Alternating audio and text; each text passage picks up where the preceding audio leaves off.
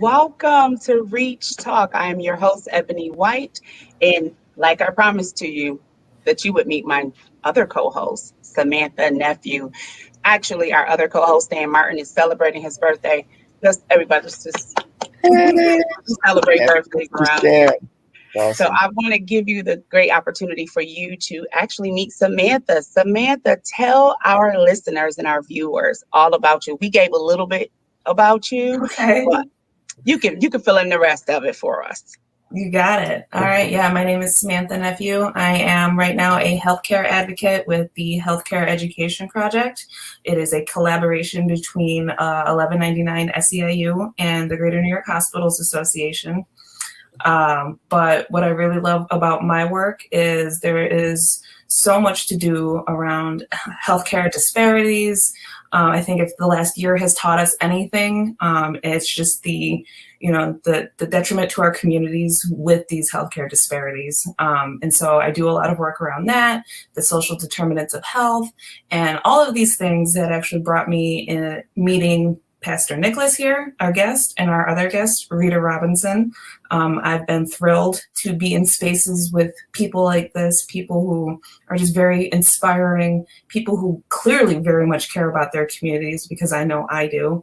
And so, my job working with underserved communities, working for healthcare disparities, within racial disparities, I've just had the time of my life, and I've only been doing it since February. So I am really glad to have met folks like these, Ebony, yourself, our other co-host, Stan.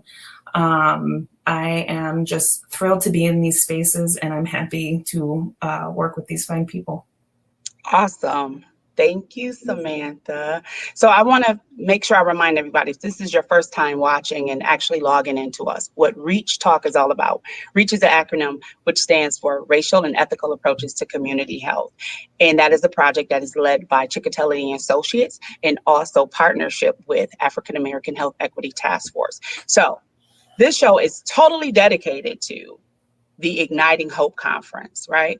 And that is a phenomenal time that partners and community members actually come together, and you find out that we just don't talk about what we're doing, but we put a lot of work and effort and bring a lot of things to fruition. So I'm going to ask Samantha if she would be so kind to actually share with us our guest. Just tell everybody a little bit of snippet about our guest. She shared with you Rita Hubbard Robertson. If you do not know her, you need to know her. If you don't know her personally, you need to know her work. Pastor George Nicholas, our champion, right? These are both champions in our community, and they're right. So I want you to both get to know them. So you want to add anything about them? I give folks their flowers, while they're here, so they can smell Well, them, they can see them. I think it's actually best to let them go ahead and introduce themselves a little bit. But what I will say is the first time I talked to Rita, I think I was on the job for all of 3 days. We were doing a COVID-19 town hall back then. And as soon as I got on the phone, she was telling me that she had been on like 5 Zoom meetings just prior. She is starving and waiting for her husband to bring her dinner. But let me tell you all about what we've got going on. And she was just so thorough and so detailed, and it made sense as I was working with her. She just wants to see the best, so see what have the best happen for her communities, and it shows in how she talks to people and how she runs meetings. And then Pastor Nicholas, I had actually known a little bit about him prior to joining this work. You have a strong following at Lincoln Memorial Church. I have heard some of your preaching through your congregation, and I can just say that your reputation precedes you. It really does. So I appreciate the both of you, and if you want to, say a few words about yourselves for our guests. Rita. Well, thank you so much. You guys are wonderful. Always glad to be in any space with the two of you. Just hardworking women out here doing, the work to improve the health of our community. Just a little bit about myself. I have my own company, New Water and Associates, and my work really kind of crosses a lot of sectors. It focuses primarily on social determinants of health and population health, which if you know anything about those two terms, is focusing on the root causes as to why it is our communities are suffering so with poor health and premature loss of life. So really glad also, with us today is Pastor George Nicholas. He is my pastor. I do attend Lincoln Memorial United Methodist Church, but he's also our leader for the African American Health Equity Task Force and the Buffalo Center for Health Equity, where I have worked over a couple of years to create a organization out of an idea.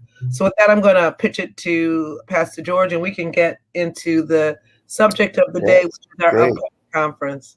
Yeah, thank you so much for all the kind words that you guys have shared this morning. And, as Samantha introduced me, my name is Pastor George Nicholas, and I have it's an honor to be the pastor of Lincoln Church, which is located at 641 Maston in the city of Buffalo. And our mission there is changing lives through love. And so when you experience me, a lot of times, because I'm at times pretty active in social work, trying to help people in the community, but people always need to remember like an addendum or an appendage to my work as a pastor. I firmly believe that we live out our faith in community amongst others. And so it's really, me just doing ministry, but doing it in some ways unconventional way. But I think there was this guy from Nazareth, I think his name might have been Jesus, who spent a lot of time outside of the temple and in the community. And so I try to do my best to follow that kind of a blueprint. I think that works out pretty good. And so, let's talk about health equity. And we're very intentional about framing it in terms of shifting from health disparities to talking about health equity. So all the work that we do, we want to frame it in the context of our aspirations, right? And so, we will talk about poverty, but we really want to focus on economic justice, right? Talk about racism. No, we really want to talk about equity, and really because we want to begin to start getting people to not accept. So I firmly believe that we don't have to accept a society that's racist. We don't have to accept a society that's sexist, that's homophobic, a society that has such disparities around education and economics that manifest themselves in health inequities.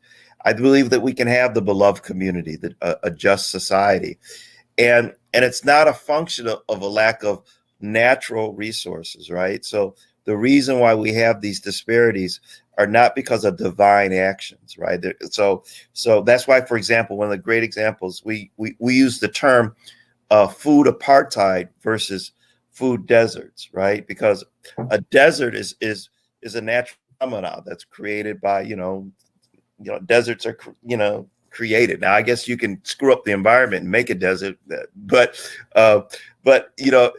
deserts were here when the earth was created, right?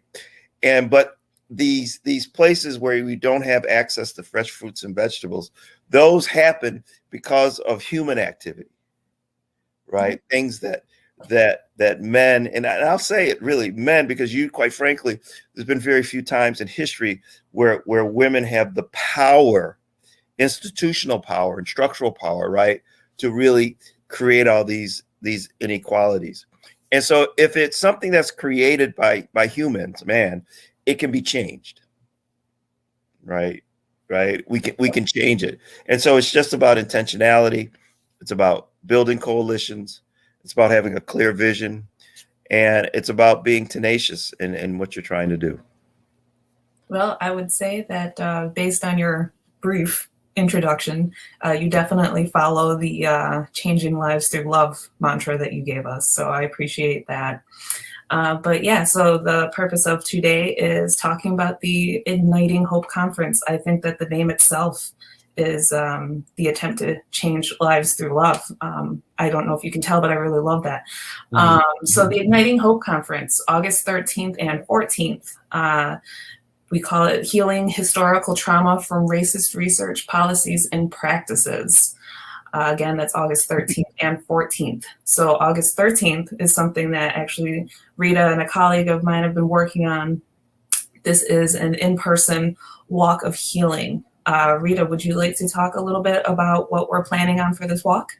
Sure, I'm really excited because this is our 4th annual conference. We started 4 years ago, and we had 2 in-person conferences at the School of Medicine, but last year we had to do a virtual conference, and this year we have to do a virtual conference as well, at least in part. And we were optimistic in the beginning of the year, hoping that COVID would be gone, but we just had a feeling, because we do work with a lot of medical doctors, and some of which are infectious disease docs, and so we tipped our planning towards safety.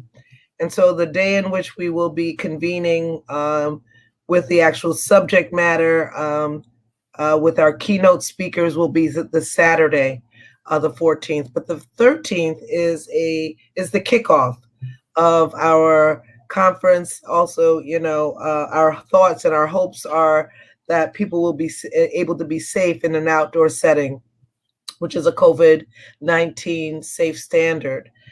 So we'll be kicking off at the African American Heritage Corridor Archway, which is located on Michigan Avenue between Clinton and Broadway Streets. We're going to be convening there and walking down the corridor on Michigan Avenue to Ferry Street, where the Freedom Wall is. And we're super excited about this because we're going to be imagining and engaging in photojournaling with our cell phones and providing insight, visioning, stories of what might have occurred on the Michigan Street corridor and what we would like to envision for the future.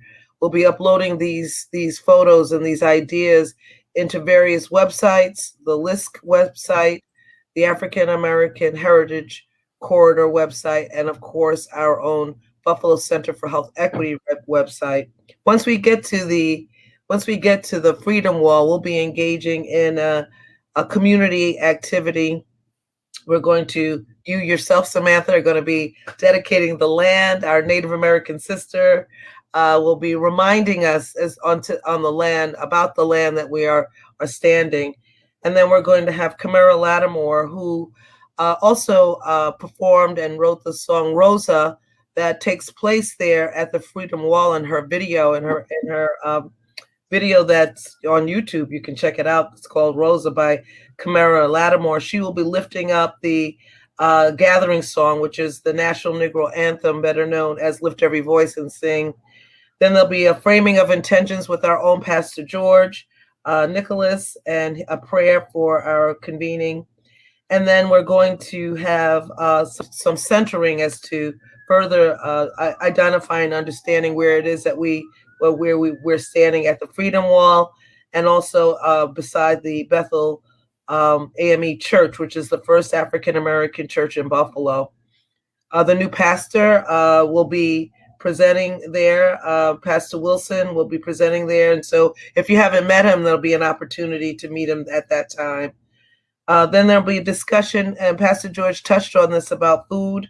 There'll be just a little short discussion about, the impact of slave food on our community, on our health, and how we might be, challenged to improve our eating, which could be a real important way to improve our health outcomes and experience a better and more long life. And Alexa Wajid, she's a chef and an artist. She'll be lifting that. We'll have dancing and drumming from the African American Cultural Center. Keynote address from your own host here on this show, Stan Martin, will be providing us with a discussion about the Souls of Resilience, a passport to healing trauma. And then we're going to be closing out with the Rockas band. They are a reggae fusion band, and we're going to be just, enjoying some about an hour, a little less than an hour of music and, celebration and healing with them. There'll be a number of activities there on site. We'll be doing some chalk art on the grounds. We'll be having COVID-19 vaccines available to persons who come and spend some time with us.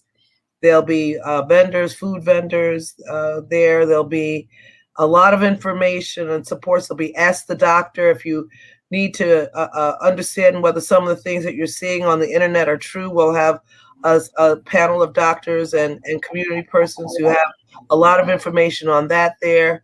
And that's the first day. That's just the first day. It's just the kickoff. And the next day is full of important keynote speakers. But I'll stop there and let you ask the next question. Well, actually, it's a perfect segue. Pastor Nicholas, would you like to talk about the second day? Yeah, well, Rita's she's the detail person. I'm the philosopher. She's the engineer. But before she gets you the details, so she can catch her breath. For those of you who know me know I have my own book of prophets, and they include people like James Brown and George Clinton, and so this will be from the book of one of my book of prophets, Diana Ross, and so Friday this will be I'm coming out day. We have been on lockdown, man. We have been on lockdown for over almost 2 years now, right? And we haven't been able to have Juneteenth. We've just kind of been in our spaces, and I understand it, and it's smart that we have. But as we begin to slowly and intelligently begin to reemerge into public spaces, we wanted to have this kind of event to kind of encourage people to let's get out of the house, mask up still, do all the things, be vaccinated, be masked up, be outside. It makes it exponentially safer. And my garden crew's working here, so let me move. And we want to employ folks, so we're glad they're out there working. But it's so important that we begin to start coming out. They're all over the house. Good Lord. That we start coming out and start doing the things to build community once again. And so we're really looking forward to this kind of social event where we can go and start reconvening again. So Rita, why don't you share a little bit the details about Saturday? Yeah, thank you. Not only as Pastor an idea guy, he's also a hype guy. So, we appreciate, all of the inspiration and, lifting of the spirit of the first day. And we do want to say that we will have masks there for you. If you don't have one, there'll be hand sanitizer and all that if you just need some extra. As well as bring your lawn chair, because there'll be some, opportunity to just sit back and listen and sort of understand the spirit in which we are lifting this important topic, the need for our community to heal from historical trauma, from racist research, policies, and practices.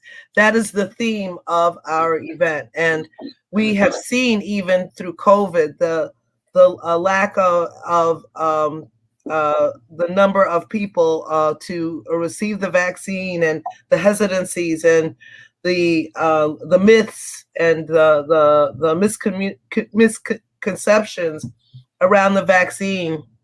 And really, all of these concerns are legitimate because we know, the facts, the fictions, the fantasies, and the fairy tales that we've all been, dealing with since we got here, since we landed here 400 years ago. So this first day is a kickoff, and the second day is all about, knowledge, understanding, and education. We're going to have the opening with the president of the university at Buffalo, Satish Tripathi.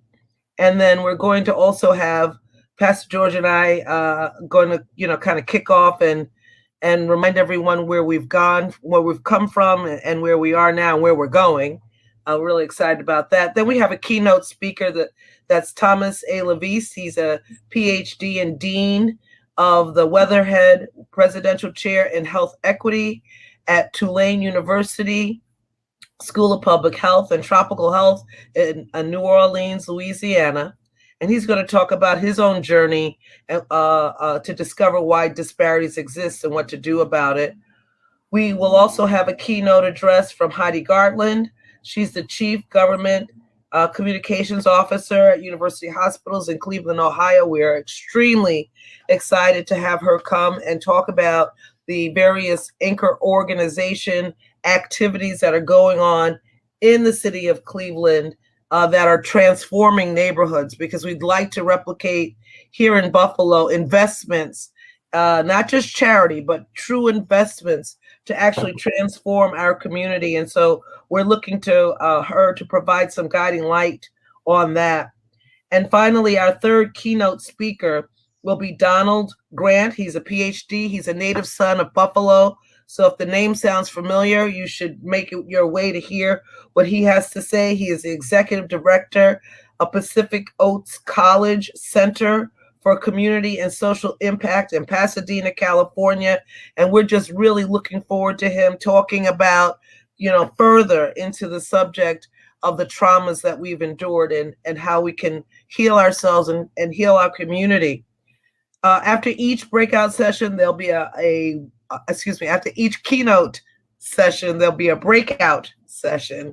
And we're really pleased to say that each of our keynote speakers will provide a session after the keynote to further and more deeply get into the subject matter that they have shared in their keynote address. But in addition to that, we're going to be talking about environment and how the impact of precipitation and extreme heat affects the health of our community. And we'll have some wonderful speakers coming in to discuss that. And also, there's a strong interest in food and food systems. There'll be a breakout session on that. There'll be 3 of these breakout sessions after each of the keynote sessions. So we will have 40 minutes to discuss these topics throughout the day. We'll also include a discussion about mental health and race, about fines and fees, and also about COVID-19 and this Delta variant and the uptick and the resurgence that all of our scientists and doctors are very concerned of. All the hospitalists are very concerned about, because we can lose all the runway that we've been able to make up to this point and have another cold, dark winter. So with that, we're really excited. We're going to have a plethora of wonderful guests and keynotes, as well as breakout session guests from all over this country. So I really implore you to consider registering at buffalohealthequity.org. That's buffalohealthequity.org. And you can register to be a part of this 2-day conference to kick off on the 13th of August and the actual deep conversations to be had on the 14th of August. Rita, I'm so glad that you raised that issue in terms of the vaccines and losing the runway. So if you recall, when COVID-19 first hit the Black community, it hit, when it hit the country, and we knew that when it hit the Black community, because of the high pre-existing conditions of diabetes, heart disease, and asthma, and all the other, social determinants of health, we understood that the African-American community was going to be hit the hardest. And we went into action, and we really worked in collaboration with the county and other partners, with Dr. Vasquez at Gbon and Dr. Glick at Jericho Road, and really built a strong coalition with churches and with D. Johnson and the National Witness Program and a lot of other partners, and certainly Project Reach and Ciccatelli and Associates were right there, right from the beginning. And we were able to really have a tremendous impact upon our community. Now we have to keep the pressure on in terms of making sure that we get vaccinated, right? So not only am I'm a theologian, but I'm somewhat of a historian and a Black historian. And I've read more. I mean, I keep 2 or 3 books going at a time, and believe me, if there was a conspiracy to get Black people with this vaccine, I would be on this air telling you about it. Truth is that the vaccine is effective. Is it perfect? No. Is it effective? Yes. And I always ask people this question, Ebony and Samantha. For us in our communities, we go to funerals. If we meet somebody one time and we hear they die, we go into their funeral. And when is the last funeral you went to for someone who died of smallpox or rubella?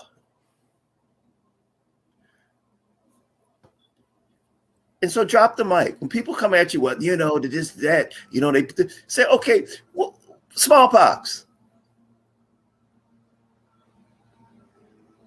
And so vaccines work. Yeah. It's better than nothing. Imagine if they told us we couldn't have it. Right. Okay. We'd be marching and Black Lives Matter and all kinds of stuff, right? For sure. Right? For sure. Let's take advantage of what we have and keep our community safe. Yeah, and if you're not going to get the vaccine, because we recognize that some people are just saying they're not going to do it.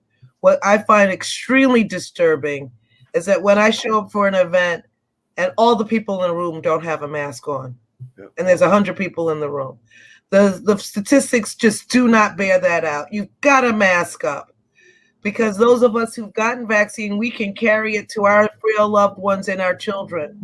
And when you don't mask up, you put everybody in jeopardy, including yourself. You're being selfish. Let's just be real. You're being a selfish, self-centered individual who doesn't care about your community or anybody around you. I'm putting it out. That's I'm talking, right? If you won't get vaccinated and you won't wear a mask, what you're saying to the rest of the world is, I don't care about none of y'all. I only care about me. And that's not community. That's not community. And so let's just time out. We've been really patient and trying to tiptoe around people. Too many people are dying over this stuff, and we have tools so they don't have to. So let's it's time out for that. Pastor George, he's preaching now, y'all. Listen. I know you got a show. Listen, so I just want to raise that the conference is on the 13th and the 14th of August, and you can register at buffalohealthequity.org, buffalohealthequity.org. And we care. We do care. We're laughing, but we do care about you and your health, and that's why we're promoting this conference today. Thank you so much, Ebony and Samantha, for having us on. And I TikTok appreciate and YouTube are not academic resources. Got it. So as I promised at our premiere show about Reach Talk, get your pen and paper handy. The beautiful thing about internet radio, you can go back and take notes. These 2 gems gave you so much information, but I want you to understand this is not the only time you will see them, because there definitely needs to be a part 2 to really dive into everything that is happening and everything that they have their hands in, that we all have our hands in, one way, one level at a time. I want to remind you, August 6th, if you have not had your vaccination and you are desired to have it and you have the education around it, please be at 21 Dope Street, 11 to 3. 11 to 3 at Jericho Road Health Center. They are offering Pfizer on that date. Have your vaccine. Come and see us on the 13th, August 13th for the walk. Register for also the conference on the 14th. Be with us then. The whole thing is acknowledging it's a walk of healing. You have to acknowledge that I'm not well, right? I have to acknowledge that I need some healing, and come and be with us on that day. Come and cheer us on. If you can't make the whole 2-mile walk, guess what? Park a chair, park the car, and be with us and cheer for us, because we don't have to stay in the state that we are in. Okay, y'all be blessed. We'll talk to you all soon. Later. Thank you so much. Thank you, guys. Thanks. Reach Buffalo, promoting a healthy community. Reach, racial and ethnic approaches to community health locally in Buffalo to reduce racial and ethnic health disparities and rates of chronic disease. We want to make a change by reducing exposure to tobacco in housing and work areas, by increasing access to nutritious foods, by creating a breastfeeding community, by increasing referrals to primary care and community health providers, and by implementing community work groups. Reach Buffalo will concentrate on Ferry Street itself, as well as a community that resides within 4 blocks to the north and south of the corridor in 5 zip code areas: 14208, 14209, 14211, 14213, and 14215 in Buffalo, New York, with disparities in rates of chronic disease. Get involved. Ferry area residents will have an opportunity to have a platform to voice their opinions, organize, and make decisions in these efforts. For more information, you can contact Ebony M. White, Community Outreach Coordinator, at 716-268-2954.